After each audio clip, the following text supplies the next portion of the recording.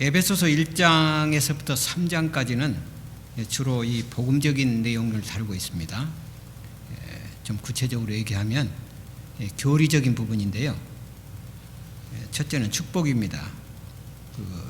에베소서 1장 3절부터 14절에 보시면 찬송하리로다 하나님 곧 우리 주 예수 그리스도의 아버지께서 그리스도 안에서 하늘에 속한 모든 신령한 복으로 우리에게 복 주시되, 그렇게 인사를 주시고 있고요. 그 다음에 두 번째는 교회를 위한 기도입니다. 에베소서 1장 15절 23절 보시면 너희를 인하여 감사기를 맞이 아니하고 내가 기도할 때 너희를 말하노라. 여기 사도 바울의 아주 애정 깊은 그런 교회에 관심을 가지고 기도하는 말씀이 나오고요. 세 번째는 유대인들과 이방인들 사이에서 연합을 강조하고 있습니다.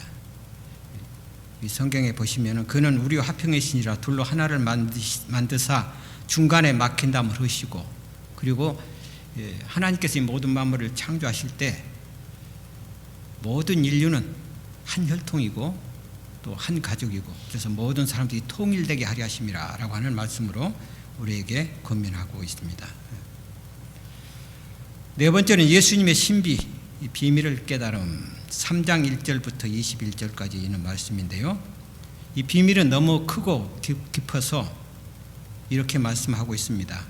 그 넓이와 길이와 높이와 깊이가 어떠함을 깨달아 하나님의 모든 충만하신 것으로 너에게 충만하게 하시기를 구하노라. 이 비밀이라고 하는 것은 알 수 없는 것이지 않습니까? 그래서 하나님께서는 우리에게 주신 이 놀라운 것들을 우리에게 많이 주셨는데 그것들을 우리가 깨닫기에는 한계가 있다는 거예요. 넓이와 길이와 높이와 깊이가 어떠함을 우리가 알지 못하지만 이 말씀을 통해서 그 깨달아서 하나님의 충만한 데 이르기까지 이르기를 원한다. 그렇게 말씀을 하고 있습니다.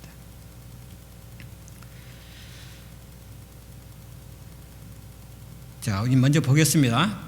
두 번째는 우리 아까 1장부터 1장에서 3장까지는 주로 교리적인 부분, 복음적인 내용을 말씀했고, 두 번째로는 우리의 삶, 실천에 대해서 강조를 하고 있는데요. 4장부터 6장까지는 말씀입니다. 그런데 여기 보니까 성령님의 선물들을 사용, 연합, 우리에게 주신 은사를 어떻게 할 것인지에 대해서 말씀하고 있는데 그것은 온전히 교회를 세우는 일에 서로 연합을 하라고 하는 말씀입니다. 두 번째는 삶의 습관들을 바꿈. 너희는 유혹의 욕심을 따라 썩어져가는 구습을 쫓는 옛 사람을 벗어버리고. 과거의 모든 우리의 죄된 습관들을 이제는 새로운 하나님께 주시는 신령한 성령의 은사를 통해서 또 말씀을 통해서 우리가 새 사람이 되려고 하는 말씀으로 권면하고 있습니다. 세 번째는 가정에서의 그리스도인의 삶을 실천하라고 하는 말씀입니다. 에베소 5장 22절부터 그 다음 6장 9절에 보면 너희도 각각 자기 아내 사랑하기를 자기같이 하고 아내도 그 남편을 경외하라. 바울은 이렇게 두 단락으로 나눠서 우리에게 권면하고 있습니다. 첫째는 복음적인, 그 다음 두 번째는 복음을 실천하라고 하는 우리의 삶을 우리에게 강조하고 있습니다.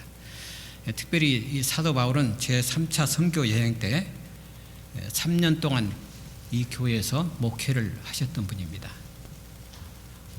얼마나 각별한 그런 애정과 사랑이 깊었을까.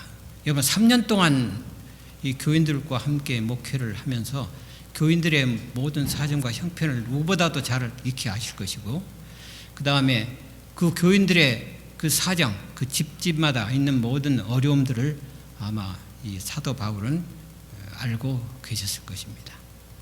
그래서 그 어려운 점들 또 기도하는 여러 가지 어려운 일들을 누구보다도 잘 아는 사도 바울이었기 때문에 이 에베소서를 읽어보시면 상당히 애정 깊은 그런 문체로 말씀을 기록하고 있습니다.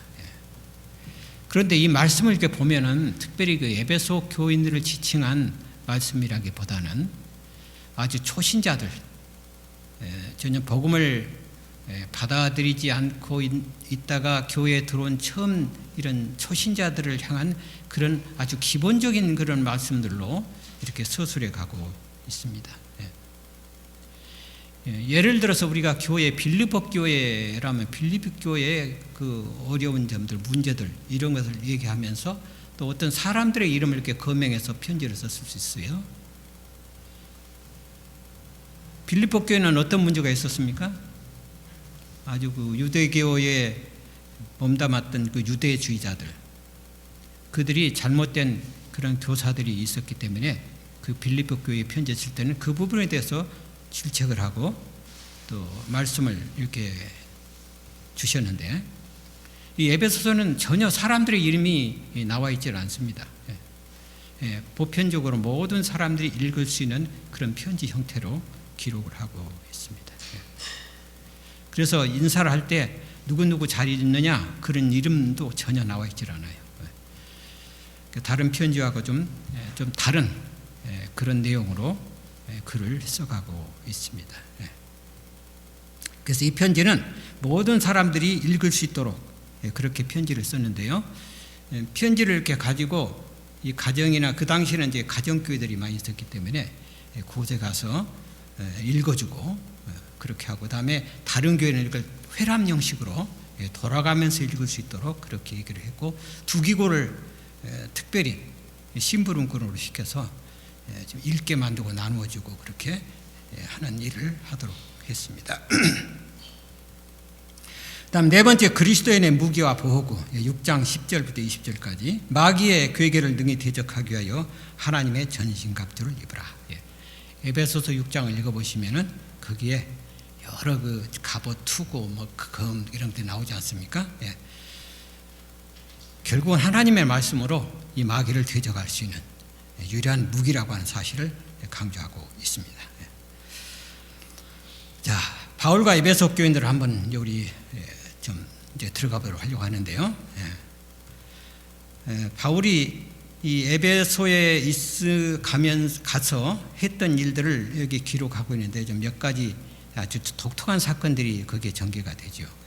특별히 이 사도행전 19장에 있는 말씀을 배경으로 우리가 알 수 있는데요. 기억되려는 말씀 우리 같이 읽고 시작하겠습니다. 시작.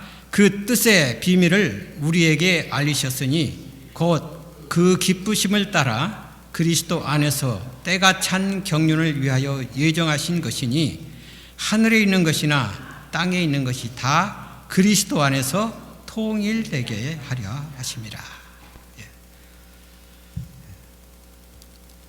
이 기억되려는 말씀을 우리가 이렇게 좀 살펴보면 여기에 그 뜻의 비밀이라고 하는 말에 우리가 좀 약간 좀 눈여겨볼 만한 대목이고요. 그 다음에 그리스도 안에서의 통일이라고 하는 말씀입니다.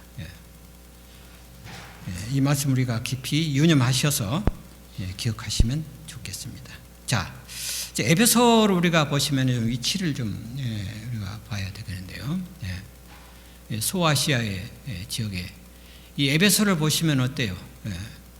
항구 도시입니다. 바닷가하고 이렇게 인접해 있잖아요. 잠깐만요. 인접해 있는데 육로와 해상의 하나의 접경지라고 할까요? 그래서 한참 무역이 성행하고 있었고, 이 상업 지역이라고 할 수 있을 만큼 아주 돈이 잘 왜 이렇게 자꾸 이렇게 돌아가지? 돈이 이렇게 돌아가는 그런 지역입니다. 지리적으로, 역사적으로, 문화적으로. 그래서 활발한 교통의 하이웨이라고 할 수 있는 그런 지역이 이 에베소입니다. 도청 소재지가 있던 곳입니다, 과거에. 그런데 우리 몬트레도 사실 도청 소재지가 여기 몬트레에 있었어요. 그만큼 아름다운 도시입니다. 그런데 이곳에서 이 사도 바울은 3년 동안 있으면서 고린도 전서를 기록한 곳이기도 합니다. 에베소는 바울이 전도하면서 오랫동안 머물렀던 도시들 중에 하나였습니다. 다른 지역은 이렇게 방문하면서 선교 여행하면서 그렇게 오래 있지 않았어요. 그런데 특별히 바울은 에베소 교인들과 상당히 오랫동안 3년 동안 있던 곳입니다.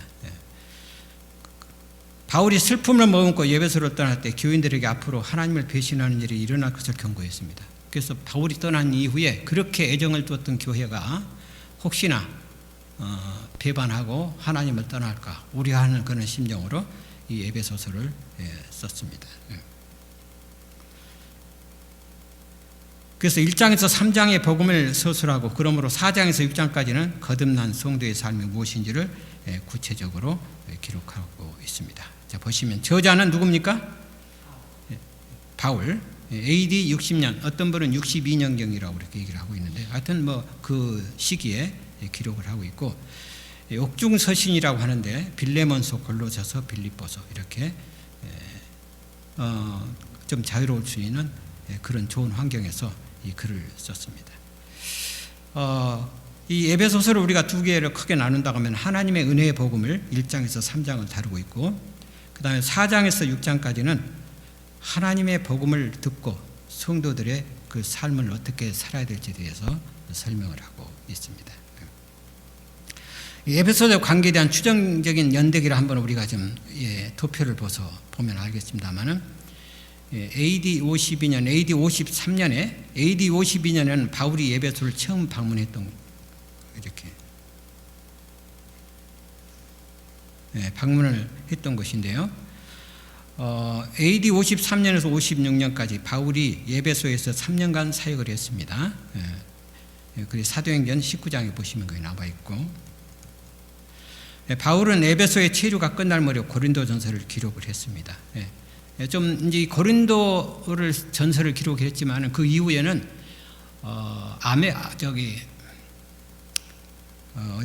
그 위쪽으로 올라가서 그는 고린도 후서를 기록했습니다. AD 57년에 밀레노에서 바울이 에베소의 장로들을 만났고 바울은 로마에 갇힌 상태에서 에베소 교인들에게 편지를 기록을 그렇게 했습니다. 자, 바울이 에베소에서 기별을 전했습니다. 여기 사도행전 18장 19절에 에베소에 와서 회당에 들어가서 유대인들과 변론하니 상당히 아주 큰 사건이 여기서 나와 있는데요. 에베소는 고대 그리스도 당시 서부 소아시아의 현 터키라고 그러는데 요즘은 터키라고 하지 않아요. 트리키아라고 그러는데 트리키아 그게 바뀌었어요 나중에. 이 항구 도시에서 이 로마 제국은 가운데서 가장 도시가 큰 도시 가운데 하나입니다. 네 번째로 큰 도시입니다. 인구는 한 25만 명 되고요. 그런데 이 에베소 사람들이 신들을 참 많이 섬겼다고 합니다. 특별히 아르테미스라고 하는 신전인데요. 아르테미스를 아데미 신전이라고도 말을 합니다.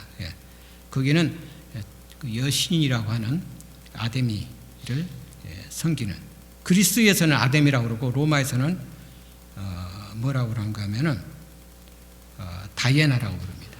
다이애나. 많은 죄인들이요 잘못되면은 이곳에 와서 숨었어요. 이 아데미 신전에 와가지고. 그런데 그렇게 하다 보니까 많은 그런 그 골칫거리 아픈 죄들이 거기에 난무해가지고 범죄자들이 많이 들끓고 그렇게 됐습니다. 바울이 살던 때 에베소는 번영의 도시이자 아시아 로마 제국의 한 주의 수도였습니다. 아르테미스의 신전, 로마의 다이애나 여신전은 고대 세계 7대 불가사의 중 하나였습니다.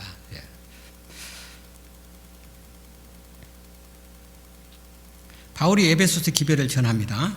에베소 가서 회당에 들어가서 유대인들과 변론을 했습니다. 이 바울이 에베소에서 두 가지 사역을 했습니다. 첫째는 말씀의 사역을 했고요. 두 번째는 능력을 나타내는 그런 두 가지 사역을 했습니다. 사도행전 19장 10절에 보면 그 유명한 말씀이 나오죠. 아시아에 사는 유대인이나 헬레인이나 다 주의 말씀을 듣더라. 이 바울이 상당히 그때 능력 있게 하나님의 말씀을 아주 증거했습니다. 그 능력 행하는 것은 무엇이었어요? 이 바울이 입던 그 앞치마나 또 손수건을 가지고 와서 병자의 몸에다 대면은 낫을 만큼 그렇게 상당한 능력을 행사했던 그런 힘을 가지고 있었습니다. 사실은 이 에베소에서 이 바울이 목회를 했지만 에베소서 끝난 다음에 누가 목회를 했나요? 그의 복음의 아들 디모데가 목회를 했습니다. 감독으로 일을 했는데요. 그 이후에는 누가 했는가 하면은 바모섬에 갇히기 전에 사도 요한이 그곳에서 에베소서 성공적으로 목회를 하고, 그 이후에 AD 70년 이제 해파가 되고, 그 이후에 한참 있다가 바모섬으로 유배되는 일이 있었습니다. 그리고 바모섬에서 다시 돌아와서 있던 것도 다시 에베소에 상당한 애정을 가지고 있던 지역이었습니다. 바울은 2차 선교 여행이 끝날 무렵 에베소에서 잠깐 가르쳤습니다. 그는 제3차 선교 여행 때 에베소에서 자신의 사역을 정리를 했습니다. 자, 이걸 좀 이렇게 나눠서 한번 보겠습니다.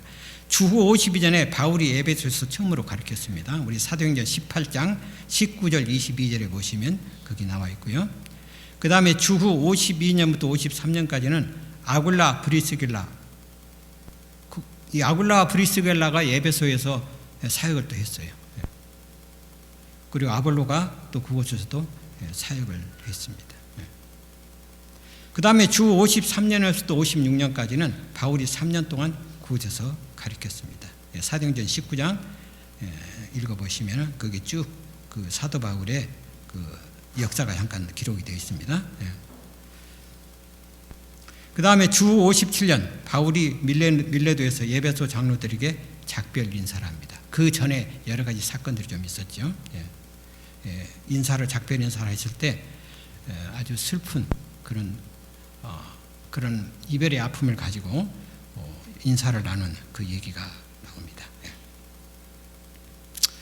주 62년은 바울이 로마에 있는 에베소 성도들에게 편지를 다시 쓰게 됩니다. 이 사도행전 28장에 나와 있습니다. 자, 우리 다시 한번 이걸 정리를 하면 사도행전 19장에 바울이 제3차 전도 여행에 대해서 기록을 하고 있고요. 3개월 회당에서 강론을 했습니다.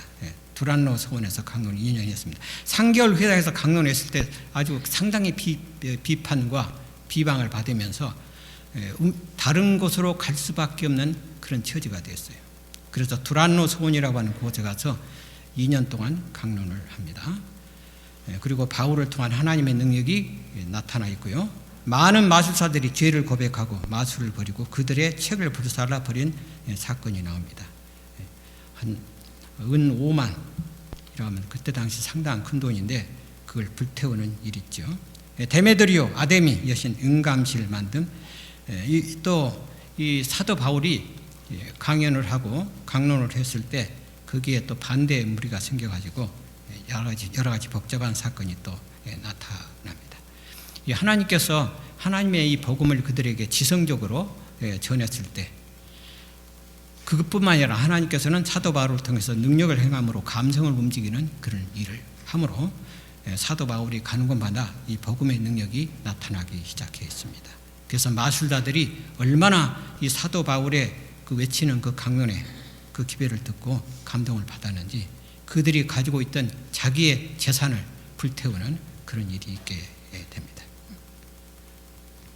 자, 첫째 날 교훈, 2차 선교여행 이후로 바울은 에베소에서 복음을 전하기 위해 노력했다. 아데미 숭배의 중심지에서 바울의 수고로 주 예수를 경외하는 사람들이 늘어났다. 이렇게 우리가 교훈을 듣고요. 마술책들을 불사하는 것은 참된 회개의 증거였다. 단지 그들이 자기의 생계를 유지하기 위한 그런 도구들을 다 불태운 것은 그들의 마음을 움직인 하나님의 말씀이 그들이 들어갔을 때 회개함으로 나타나는 결과였습니다. 에베소 사람들은 마술책들을 불사함으로 저희가 한때 좋아하였던 것을 이제 미워한다는 것을 나타내었다. 그들이 특별히 하나님께 범죄하고 그들의 영혼을 위태롭게 한 것은 마술을 의존하였기 때문이었으며 그와 같이 분개를 나타낸 것은 마술을 대적하였기 때문이었다. 이리하여 그들은 참된 회개의 증거를 나타내었다.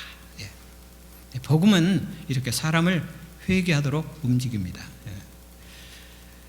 회개하게 움직임과 동시에 그들이 하나님과의 정반대되는 그런 삶과 가지고 있던 모든 미련을 두었던 것들을 완전히 소각하는 그런 일들을 하게 됐습니다.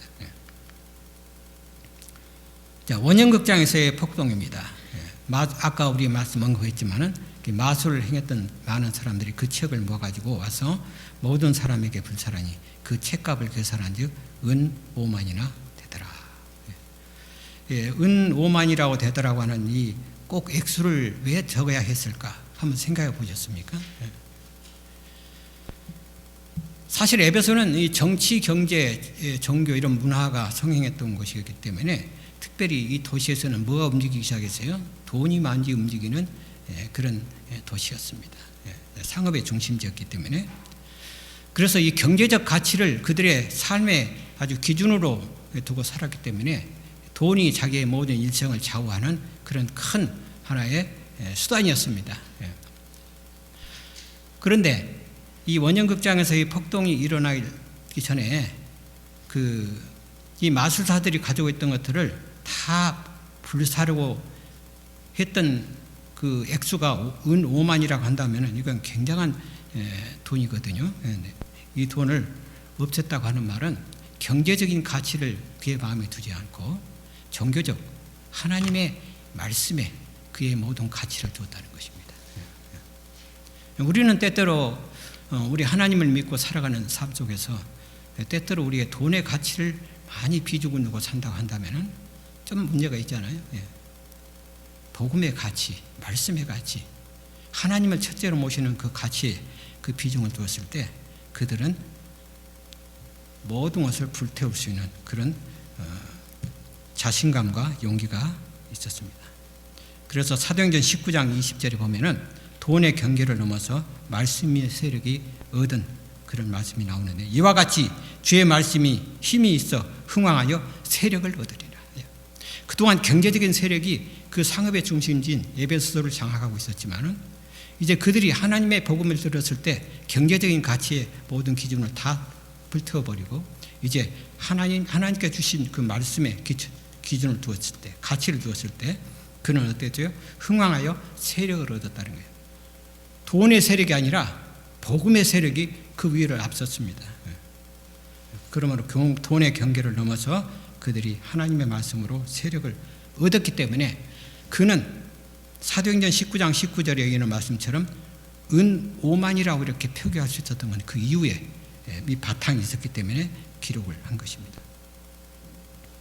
에베소의 그리스도인들은 자진해서 400만 달러, 요즘 돈으로 환산하면 400만 달러, 한국 돈으로 52억 원입니다. 어찌 마술책들을 불태웠습니다. 왜 그렇게 했습니까? 그들은 예수님께서 사탄보다 더 강하시다는 것을 깨달았습니다. 그들은 예수님을 섬기기 위해 사탄의 능력에 미치는 모든 것을 파괴했습니다. 원형극장에서의 폭동 계속 보겠습니다.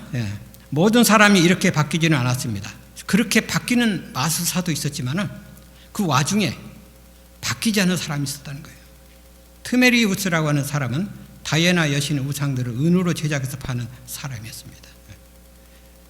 이 에베소는 상업의 중심지고 무역의 중심지였기 때문에 모든 관광객들이 각곳에서 몰려드는 곳이었습니다. 그래서 그 지역에는 많은 행상인들뿐만이 아니라 기념품들을 파는 그런 곳이었어요. 그런데 이 트메트리우스는 이런 조각품을 이렇게 만들 때 다이애나 여신을 이렇게 우상으로 만드는 그걸 은으로 완전히 제작할 만큼 그런 직업을 가지고 있었습니다. 그래서 그 사람뿐만이 아니고 그 주변에는 많은 사람들이 그 일에 종사하고 있었기 때문에 사도 바울이 그런 얘기를 했을 때 그는 선동을 해서 아주 수라장을 만드는 그런 분위기로 이끌어갔고 그 다음에 한 2시간 정도를 그런 상황으로 이끌어갔습니다. 그래서 그 일 때문에 바울은 에베소를 떠날 수밖에 없는 그런 상황이 되었습니다. 저는 그런 생각을 했어요. 사도 바울이 그런 지역이라는 사실을 알고 있으면서도 왜 이 사람들의 신기를 건드리는 일을 했을까? 그렇게 안 하고도 얼마든지 넘어갈 수 있고 센스 있게 그걸 헤쳐나갈 수 있었는데 왜 그렇게 자진해서 그런 일들을 폭로하고 그렇지 않다고 하는 사실을 그렇게 얘기를 했을까? 그런 생각도 해봤는데 사도 바울의 용기는 대단했습니다. 그 일로 인해서 또 다른 일로 하도록 그렇게 행선지로 옮기게 되는데요. 어쨌든 그 일이 있어 난 이후로도 이 바울은 승승 복음을 전하는 데 있어서 승승장구하게 됐습니다. 화려한 아데미 숭배의 중심지였던 에베소는 바울의 가르침으로 인해 경제적인 타격을 받을 것을 우려하여 바울과 그의 기별을 거부하였다. 비즈니스와의 관계가 자기에게 직접적으로 이렇게 관계가 되면 아무래도 거부를 하게 됐죠.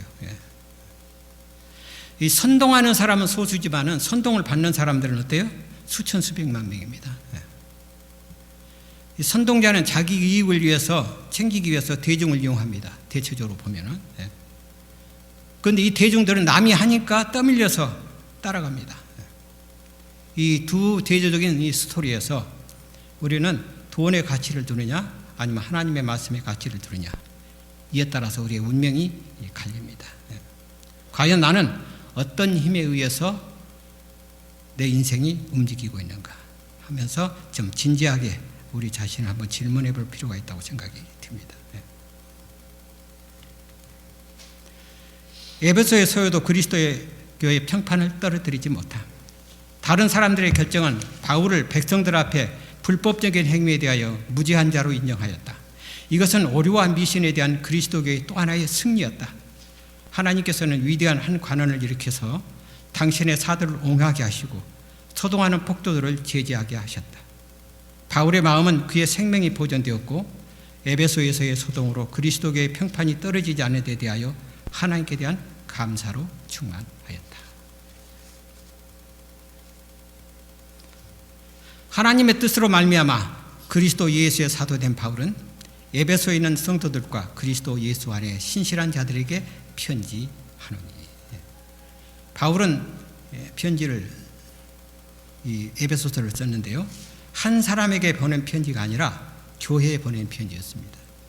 두기고는 그 편지를 가지고 각 교회들을 방문할 때 교인들을 앞에서 읽어주기도 했습니다.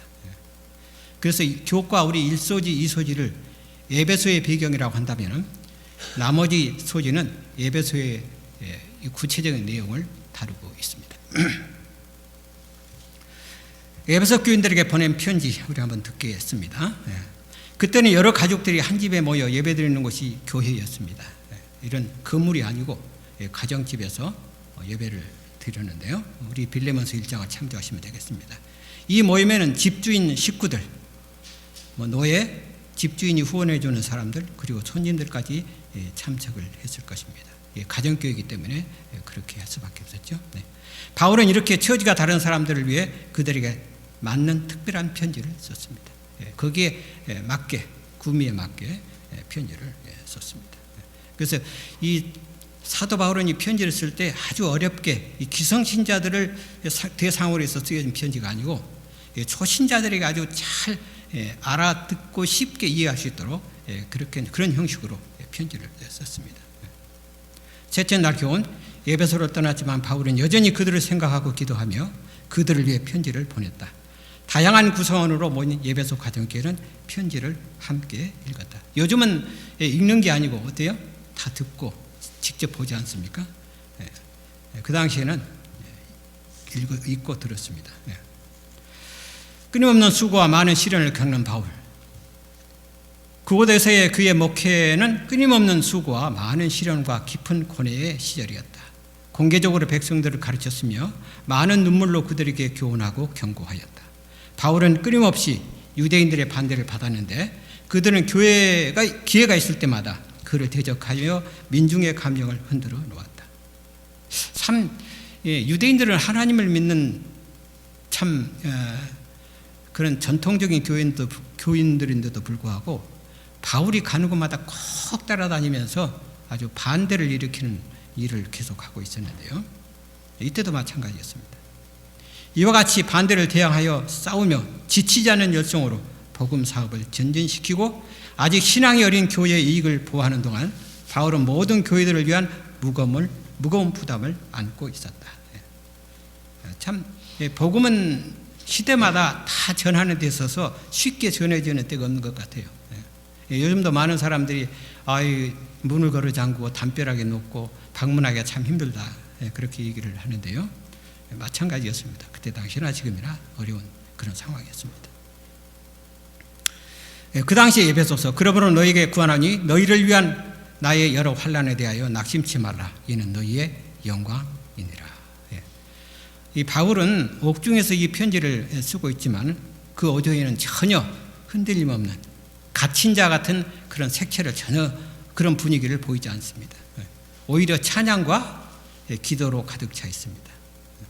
사실은 이 바울은 가택연금을 당하는 상태에서 오히려 다른 사람들로부터, 외부로부터 용기를 얻고 위로를 받아야 될 형편이지만, 그러나 그는 반대로 오히려 형제들, 신자들, 교회를 위해서 오히려 용기를 주고 권면하고 낙담을 일으키지 않도록 그렇게 말씀을 하고 있습니다. 그래서 이 에베소서를 우리 읽어보시면 온통 기도와 찬양의 그런 글로서 묘사되고 있습니다. 에베소의 장로들과 작별한 지 몇 년 후 바울은 로마에서 세를 들어 머물던 집에 같이 가택연금이죠, 되었습니다. 사도행전 20장 17절에 보시면 그게 잠깐 언급이 되어 있습니다. 바울은 자신이 갇혀 있는 상황이 에베소 성도들을 낙담시킬 수 있다고 생각했습니다. 그렇게 생각할 수 있죠. 수장이 감옥에 갇혀 있는데 오히려 신자들에게 용기를 잃게 하고 낙담시킬 수 있는 그런 환경이었죠.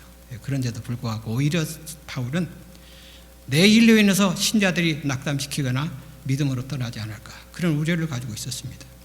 그러나 바울은 그는 고상하고 문학적인 문체를 사용해서 신중하고 아름다운 언어로 반복해서 편지를 썼고, 찬양, 기도, 예배 언어로 편지를 읽고 듣는 사람들의 영적 진리를 깨닫도록 노력을 했습니다.